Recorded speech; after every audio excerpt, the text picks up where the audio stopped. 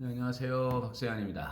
저 이제 오늘 아침에 이제 와가지고 대체로 이제 이런 기사건들을 좀 많이 검색해서 봅니다. 근데 오늘 기사건 중에서 보니까 이 아파트값 내린 단지 늘었지만 엇갈린 집값 정락.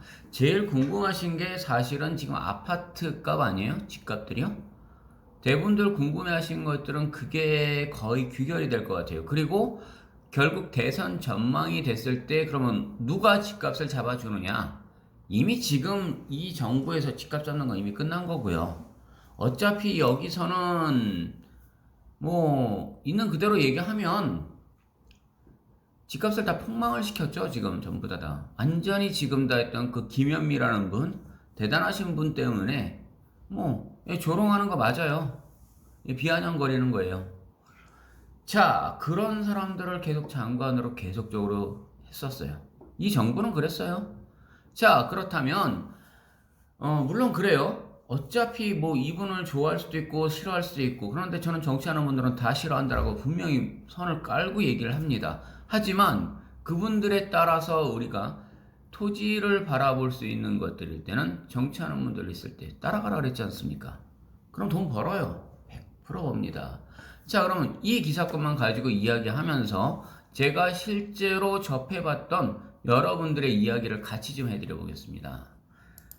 자, 아파트값 내린 단지 늘었지만 엇갈리는 집값 전망 했어요. 자, 이게 16일자예요. 그러면 16일자면 토요일 날이네요, 바로. 자, 김민영 기자가 이렇게 썼는데 전체적인 가격이 하락한 아파트 단지 비중이 늘고 있지만 주요 지역. 자, 이제 뭔가 분위기가 좀 이상하다 이런 이야기겠죠? 왜? 집값 자체가 정권이 어떻게 될지 모르는 거예요. 물론 파란당에서 계속적으로 끌고 나간다라고 하게 되면 또 다른 무언가를 찾겠다라고 계속 하시니까. 하긴 이 정부보다는 나을 것 같아요. 누가 하더라도. 저는 솔직하게 그렇게 믿어보고 싶습니다. 뭐 빨간 당이 되든 파란 당이 되든 노란 당이 되든 뭔 당이 되든 여하튼 이 정부 즉 문재인 정부보다는 이거보다 못하겠습니까? 솔직히 저는 최악을 바라봤기 때문에 아니 이렇게까지 아니 부동산에 관해서만 뭐 좀 솔직한 얘기로 뭐 다른 것들에 대해서는 이야기하지 않습니다. 왜? 땅만 바라보는 사람이고 결국 부동산이고 부동산이요? 솔직히 투기성이 강하기 때문에 이게 투기업자라고 생각하셔도 됩니다. 부동산은요 제가 계속 이야기했지 않습니까? 투기를 하셔야 된다고요. 그래야 산다고요. 자, 김혜재. 그리고 실제로 보면 다 털어보면 다 부동산 투기하지 않으셨습니까? 하다못해 실명타 거론하죠. 곽상도 의원 아드님이요. 50억이래요. 화천대유 미국까지 끌려갔던 변호사 오늘 아침에 18일자 보니까 귀국하자마자 끌려와서 바로 끌려가셨어요. 자, 이 이야기를 하면서 왜 그렇게 계속 얘기를 하느냐면요. 돈이 되니까 돈이 어마어마하게 됩니다. 50억이요? 1100억 막 이렇게 넘어가죠? 그것도 빙산의 일각입니다. 자, 놓고 볼까요? 하락했을 때 뭐 이렇게 쭉 얘기 나왔어요. 심리가 뭐 이렇게 쭉 매수자에서 계속 하락이 된다. 그러면 이 시점에서 그냥 바로 한번 여쭤볼게요. 집값 떨어져요? 그러니까 집값 떨어지니까 집 안 사면 되는 거예요?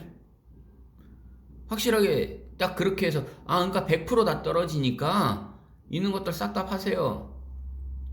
라고 장담하실 수 있으세요?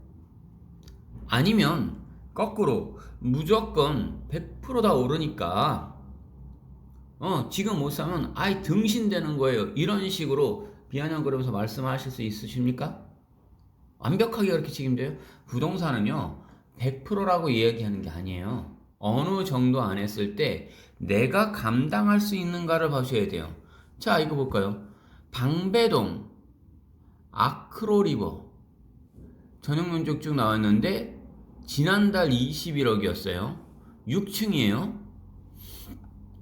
그런데 요게 24억보다 근데 8월에는 24억이었어요.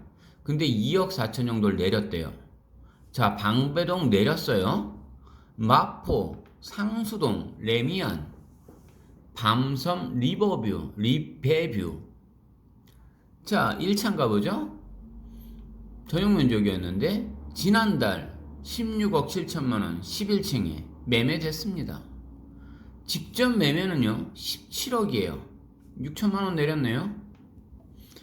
자, 강남권에서 방배동이고요. 서초동에 있던 마용성에서 있었던 마포구에서 집값 내렸네요. 자, 전체 가격 하락한 단지 중에서 늘고 있지만 주요 지역 새 아파트는 여전히 신고가를 경신하고 있다. 자, 국토부에서 마포 아현동 똑같아요 지금요. 자, 지난달 말 17억 원에 거래한 것을 확인했다. 앞서 5월에 대출 금지선인 15억 원을 넘겨서 거래된 지 4개월 만에 1억 5천만 원이 더 뛰었다. 신기하죠? 어딘가는 또 떨어지고 어딘가는 오르고 있고 막 치고받고 지금 난타전이에요. 제가 강동 쪽을 계속 자주 많이 보고 있기 때문에 계속 보고 있어요. 집이니까. 자, 고덕동 그라시움 계속 얘기했어요. 여기 맨날 그거 갖고 한번 좀 다시 얘기할까요? 예, 택배요 택배 못 들어오게 했던 그 비아냥거리고 또 한번 얘기할까요? 예, 그 잘난 분들 그분들이 사시는 곳 얼마일까요? 볼까요? 18억이요. 18억 9천이니까 거의 19억이겠네요. 그 택배 아저씨들 들어오는 것까지도 막았던 그 단지입니다. 자, 그런데 전월의 신고가와 비교해도 500만원 같이 있대.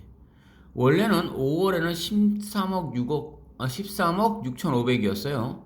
근데 18억까지 뛰었어요. 장난이 아니죠. 자, 이런 식으로 이야기를 보자면요. 제가 말씀드리고 싶은 이야기는 간단해요.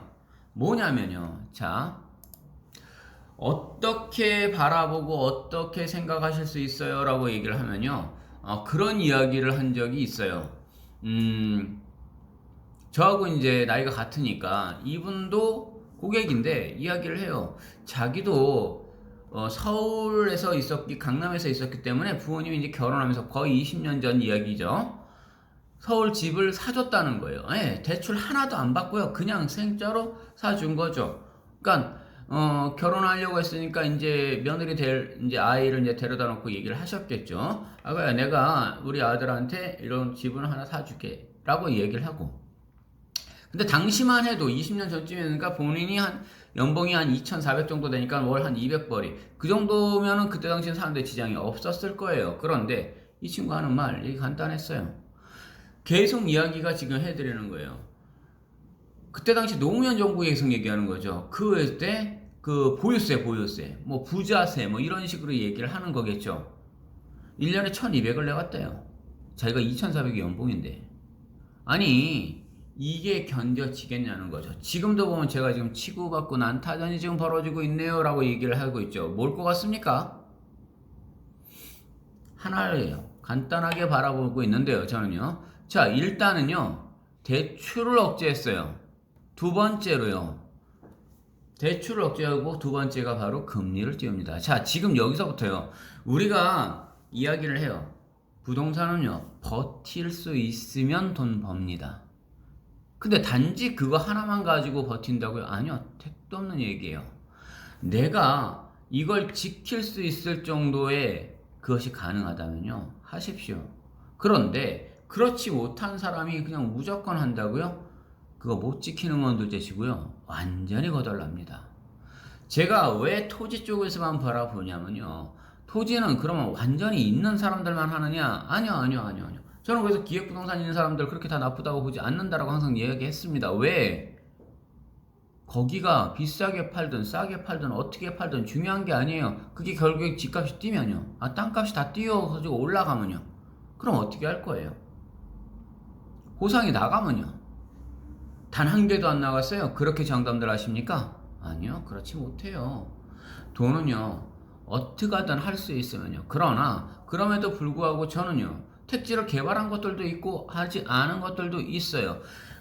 원형지라고 이야기하는 거는 말 그대로 택지를 내가 지금 개발할 필요가 없는 사람들인 거니까 하지만 택지를 내가 개발을 해서 내가 당장 사용을 해야 되는데 원형지를 어떻게 삽니까? 그렇게 해가지고 본인이 다 인허가를 낸다고요? 자신 있으십니까? 해보신 분들은 알아요. 집 한 채 지어놓고 머리털 다 뽑혔다는 얘기를 많이 들어봤어요. 자, 지금도요, 아들한테 무언가를 사주시겠다고 대구에 계신 분이에요. 제 이분 잘 알아요.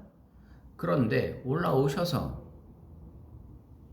그거 분양 그 홍보관인가요? 뭐 이게 분양 사무실인가요? 그런 것들 하나 이렇게 좀 지어졌다고 올라오시겠다고 막 그 집 보셨대요. 지킬 수 있게끔 되는 그 아이의 연봉이 되면 됩니다. 그렇지 못한다면요? 저는 권해드립니다. 차라리 땅을 하나 사주고 마십시오.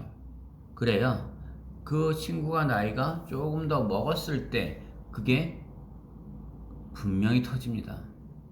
자, 이래서 저는 땅을 가지고 권해드립니다. 연락 주십시오.